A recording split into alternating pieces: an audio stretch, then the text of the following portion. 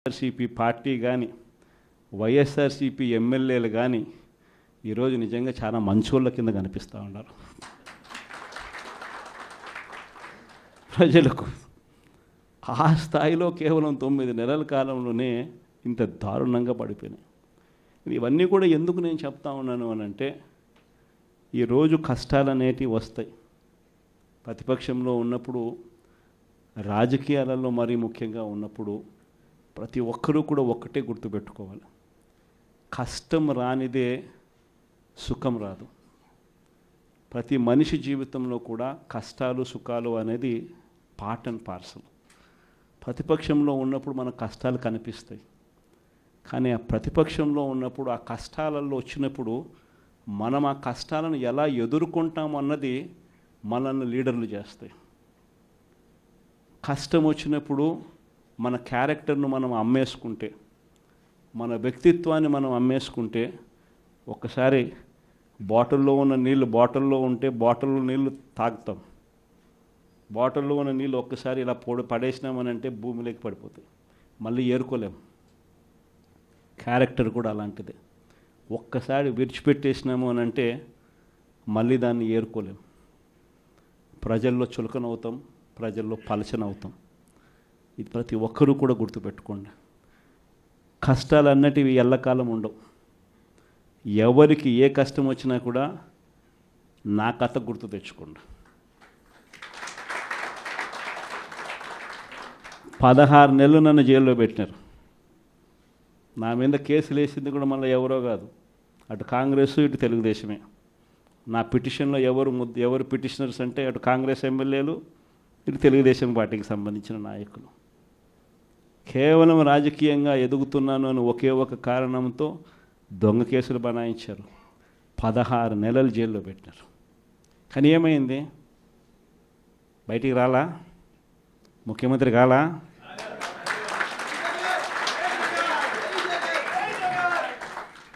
ప్రతి ఒక్కరు ఇది గుర్తుపెట్టుకోండి. ఎవరికైనా ఇంతే. మహా చేస్తే వీళ్ళు ఏం చేయగలుగుతారు? దొంగ కేసులు పెడతారు, కాదండంలా బెదిరిస్తారు, కాదండంలా మహా అయితే 3 నెలలు లోపల వేస్తారు, అది కాదండంలా. కానీ ఏం చేస్తారు? 3 నెలల తర్వాత మళ్ళా వస్తాం, రెట్టించిన ఉత్సాహంతో మళ్ళా పనిచేస్తాం.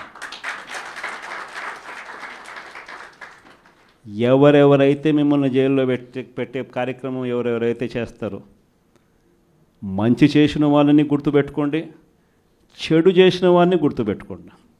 ఇద్దరిని గుర్తుపెట్టుకోమని చెప్తాను. ఊరికే చూస్తూ ఊరుకోం. వైఎస్ఆర్ కాంగ్రెస్ పార్టీ బ్రతుకుతుంది. వైఎస్ఆర్ కాంగ్రెస్ పార్టీ ఈ రాష్ట్రాన్ని ఏలుతుంది అని కూడా సందర్భంగా చెప్తాను.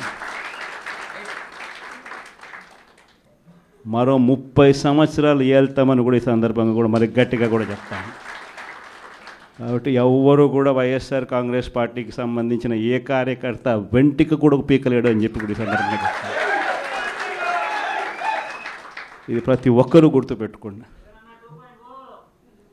ఒక్కటే గుర్తుపెట్టుకోండి, ఈసారి జగనన్న 2.0 కొంచెం వేరుగా కూడా ఉంటుంది.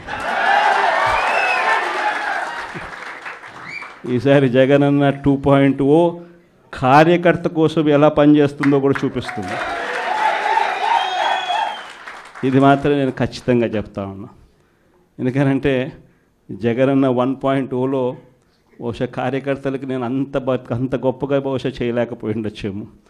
ప్రతి పథకము ప్రతి విషయంలోనూ కూడా మొట్టమొదటిగా ప్రజలే గుర్తుకొచ్చారు. ప్రజలకు మంచి చేయడం కోసమే నా టైం కేటాయించా, నా తాపత్రయపడ్డా, ప్రతి విషయంలోనూ దానికోసమే అడుగులు వేశా. కానీ జగనన్న 2.0కి వచ్చేసరికి మాత్రం చంద్రబాబు నాయుడు కార్యకర్తలకు పెడతా ఉన్న ఇబ్బందులు చూసా, కార్యకర్తలు పడతా ఉన్న అవస్థలు చూసా, కార్యకర్తలు పడతా ఉన్న బాధను గమనించా. వీళ్ళ కోసం గట్టిగా మీ జగనన్న ఉంటాడని సందర్భంగా గట్టిగా చెప్తాను.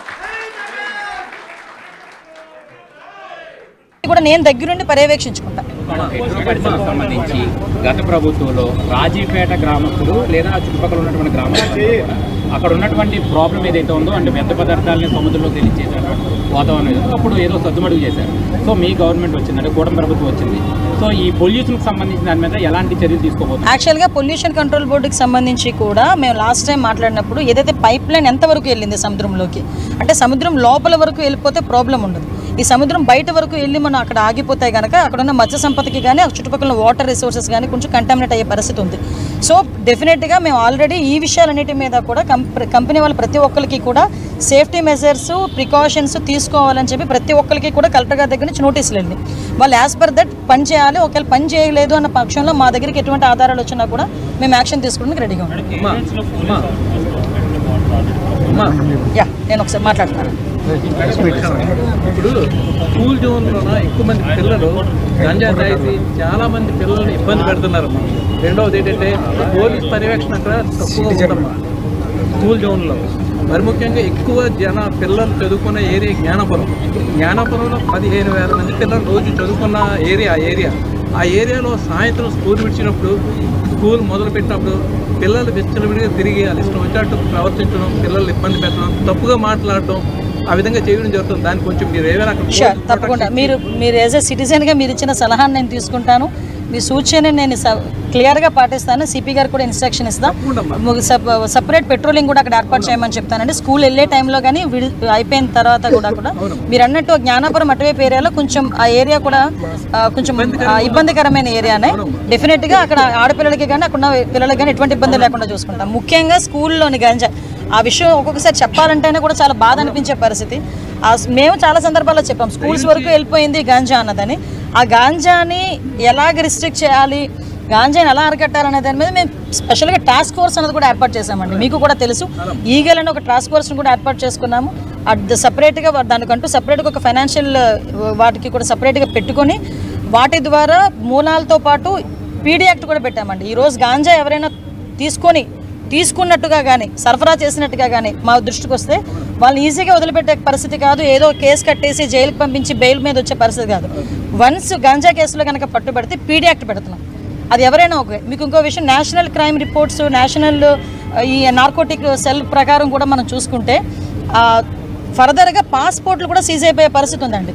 వాళ్ళకి తెలియట్లేదు. ఇప్పుడు చాలామంది గాంజా సరఫరా ఏదో డబ్బుల గురించి చేస్తున్నారు, కానీ గాంజా సరఫరా చేస్తే వాళ్ళ తాలూకా పాస్పోర్ట్లు కూడా సీజ్ అయిపోతాయి దొరికితే అన్న సంగతి కూడా చాలామంది తెలియక విద్యార్థులు వాళ్ళ భవిష్యత్తు పాడు చేసుకుంటున్నారు. కాబట్టి వీటన్నిటి మీద కూడా పబ్లిక్గా మీరు కూడా సిటిజన్స్గా మేము అందరం కలిపి ఒక అవేర్నెస్ క్యాంప్స్ కూడా క్రియేట్ చేద్దాము. డెఫినెట్గా కూడా మంచి రిజల్ట్ వస్తుంది. Thank you. సెంట్రల్ జైలుకి సందర్శించారు. ఇక్కడ చాలామంది గిరిజన యువత గంజాయి ఒక ఎస్టీ కమిషన్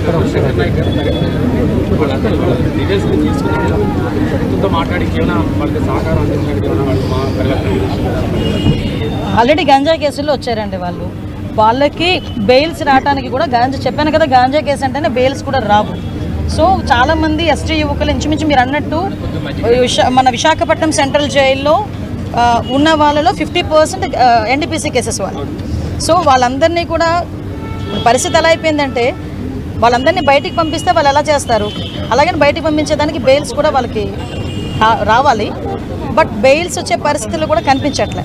బెయిల్ వచ్చిన తర్వాత కూడా వాళ్ళు మంచి ప్రవర్తనతో ఉంటే ప్రభుత్వం ఏదైనా సహాయ సహకారాలు అందిస్తుంది. మళ్ళీ తిరిగి వాటి మీద కొంచెం అధ్యయనం జరుగుతుందంటే మేము కూడా ఒకసారి దాని మీద కూడా కొంచెం ఎంక్వైరీ వేసుకుంటున్నాము. దాని ప్రకారంగా చేస్తాము. ఆల్రెడీ సీసీ కెమెరాస్ పెట్టారండి.